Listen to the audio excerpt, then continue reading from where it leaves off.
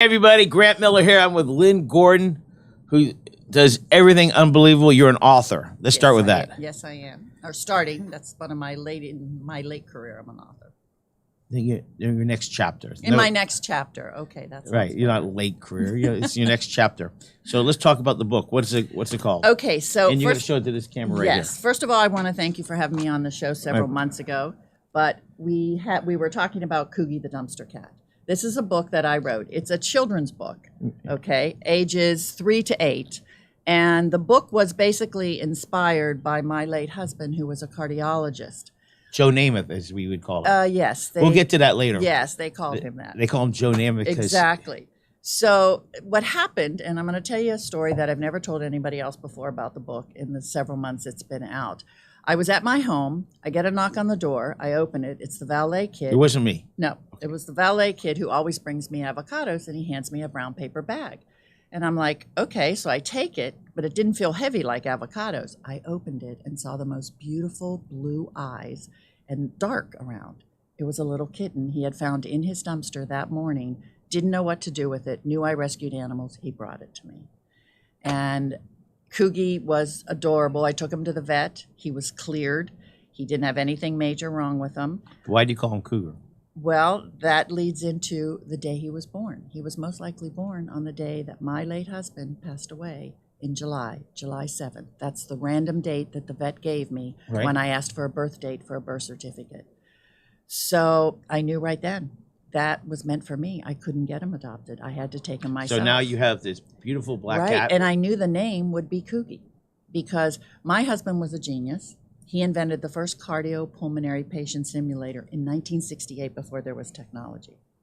But as a little kid, he did a few things wrong. He blamed him, my husband. Oh, not you. He blamed him on his imaginary childhood friend, which we all had. And I have proof of that. I don't know if you can see Who is your this. imaginary friend? I didn't have one. Yes, you did. No. This is a letter that Michael wrote. It's a school paper in 1949, where his father was after him because he had done something wrong. Can't read it from there. But he said, no, Daddy, I didn't do it. Coogi did it. He said, well, who's Coogi? He said, well, he lives under my bed. And he said, well, where is he now? And he said, he's under the bed. And when his father looked, there was no Coogi. But it was enough to make it stay. And that was his nickname in life. So I knew that either Michael sent the cat or he is the cat. So I named him Coogi. It was a shoo-in. Now, the book starts when Coogi was found in the dumpster. So how old are the people who read this? Okay, ages 3 to 8, because anything after 8, actually, they're more into digital. Even from 3 to 8, they are. But 3 to 8-year-olds, parents read to them at night. They read in their preschool and their kindergarten classes. So I decided to make it 3 to 8. It will be a series and be ongoing. This happens to be the first book that just talks about Coogi being found in the dumpster, brought to me, and how I eventually came to adopt him. We have some great news about it. Okay. We are launching the book in Spanish. Wow. And that's really huge because all future books will have English and Spanish on the same page in one book. But because we didn't do it with this one, we will be launching it in March. And we're going to do some more advertising with you and some special events with the Marlins and the Girl Scouts and everyone else. So I think it's going to really be great. When will the Spanish one get out? Okay, so we're hoping to launch it on Michael's birthday. So this is you're gonna have an English and Spanish, but in the future you're gonna have one book. One book, yes. And the one launching in March will have to be paperback so that we can get it out. But it will include all these pertinent information. It's important to note here that I take no monetary gain from any of these books. This was an idea I came up with during COVID when all the charities were suffering with no volunteers, no events, no nothing, and they didn't have a future. Correct. So I wanted a long-term plan, and I invented Coogi because I was watching him do something. You looked under your bed and there was Coogi. Yeah, and I think it'll be a great thing. I'm hoping that Coogi becomes the next Garfield or the next Snoopy. But like I said, the book's ages 3 to 8, but it is not your usual children's book. It is definitely a book that parents will enjoy. He will loosely mirror the life of Michael Gordon, PhD, who invented Harvey. He's not PhD. He has a PhD and a doctorate. And a doctorate. Right. He has both. Okay. Now, where can they get this? They can get the book on Amazon, and that's what we did the first time I was Right. on the show. We did pre-sale for Amazon. But since March of last year, it's been in bookstores. And Books and Books here in Miami, and they have several outlets, Right. have the book in stock. So you can either go to Amazon.com, you can go to my website, GordonAlliance.com, Right. or you can go to Books and Books. I'll go to Books and Books. Go to You Books get- and Books. We buy- love Books get- and Books. Yeah, because you'll buy another book, you buy this. And they'll you know, love it. And Mitch Kaplan, he needs that business. He needs that business. He's been very wonderful. I've done some book fairs with him. I've done some book signings. Isn't it interesting how nice a person that guy is? He is an amazing person and has been for several years very good to our community and has showcased the local talents. I mean, I love to go there and just sit in the courtyard, have a cup of coffee, and read a book or a magazine. And that's what he wanted. He was probably the first one to ever do that. Just the one in the Gables. The one in the Gables I like the most, yeah. Right. The one in Pinecrest is they don't have an outside, Yeah. but yet inside they have a little area for the kids. When you walk in the one in Pinecrest, you feel comfortable. You feel comfortable. There's a in all nice the aura stores. in there. Definitely. Yeah. Okay, so let's talk about Michael. Why do they call him Joe Namath? Because he was that great in cardiology. What is this from? Okay, this is from Ripley's Believe It or Not. This is something that they had done back, I think this was, I don't have my glasses on, but I think it was. You go back put in 'em the on. gym. Yeah, let me put my glasses on so I can see it. Okay, so I don't know when this exactly came out, 1989, which actually was the year that I met Michael. When I met him, Harvey was already This is in- syndicated Yeah, thing, Ripley. yeah, Ripley, Believe It or Not. You remember? That was in the old days. Yeah. However, he was in a Super Bowl commercial with Harvey in 1979. So Harvey is a mannequin, the first one ever completed simulator, and you know Right. how many there are today. He Right. started that. Michael was the first one to start the simulation. How long were you married? We were married 27 years. Yeah. Wow. It's a long time. I loved him. I don't know that anyone could ever replace him, and I wouldn't even try. But he was such a brain, but yet he had another side to him because his mom used to dance with the Ziegfeld Follies. She actually was an ingenue. They featured her. She wasn't actually in the lineup. And this is him with the first Harvey, as you can see it. So he's a character too, He's a real character. He came up with Coogi years ago right? and invented him from under his bed. Here's the thing, Joe Namath. Michael S. Gordon, Joe Namath. Cardiology. There he is. Here he is with Don Shula. There he is with Don Shula. Yes. Oh, So let's just talk about the fact that I think that Coogi can be Michael and do everything that Michael did in his life, which included not only becoming a doctor, but having the center at the University of Miami, which the school named after him. right. And he teaches Coogie. No, not Coogi. They named it the Michael S. Gordon okay. Center for Simulation and Innovation in Medical Education at the University of Miami Miller School of Medicine. And I stay very close to them, trying to help them out with all the things that they do over there. I'm very involved in a lot of charities, a lot of them stemming from the University of Miami. But in each book, we will feature 2 new charities. In this book, it happens to be the Boys and Girls Club of Miami-Dade right. and FOMA, which is my animal rescue, Friends Right. of Miami Animals. Now, who did the artwork? The artwork is amazing, By and Gus. it's a guide, Gus Duenas, who is not associated directly. He's not with Indigo River Publishing, Right. who I used to publish the book, and I highly recommend them because a lot of people want to self-publish. It ends up costing you a fortune, you're and not then a- you don't you- get the PR. That's correct. You don't get Amazon. You don't get Simon and Schuster to help you distribute. But Gus captured Coogi exactly as he was. This is Coogi today, by the way. He's 5 years old and huge. Is that a mountain lion? I know, doesn't he look like it? But it had blue eyes before. He had blue eyes when he was born, but a lot of animals and even babies born with blue eyes, sometimes they turn hazel or gray. His turned green.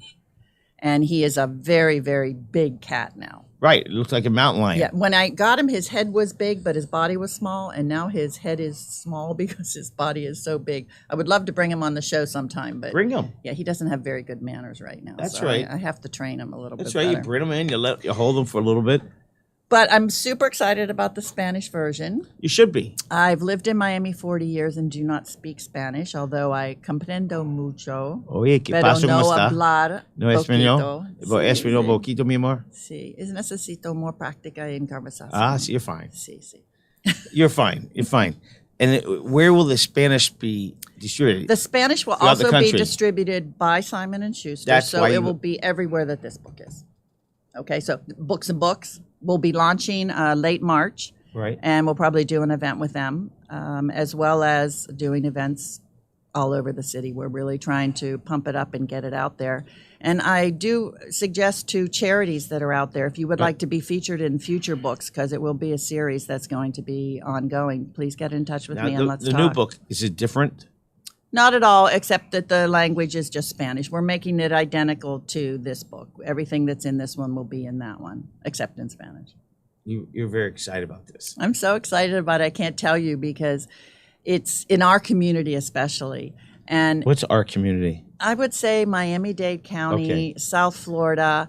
I have, when you say my community, you're a Coconut Grover, so. oh, well, you're not? Where are you from? But you live in the Grove. I do live in the Grove, but that, we're a community. All of South Florida is a community. COVID taught us that we Correct. are all one. We are all together, and we need to help each other. And I'm hoping that this book will help with that too. All right. Alex, can you put something across the bottom? What's your webpage? My webpage is The Gordon Alliance. Got that? .com. It's, yes, thegordonalliance.com. And people can go to my website to learn about that. All right, so what do you do for hobbies? For Now that- hobbies, let's get into the personal. Yeah, You always like to do that. You did it last time. I did? Yes, you did, and it was great fun. I love to read, obviously. I'm into books. I know you live in Grove Isle. I do live in Grove Isle. I can take these off now that I'm not reading.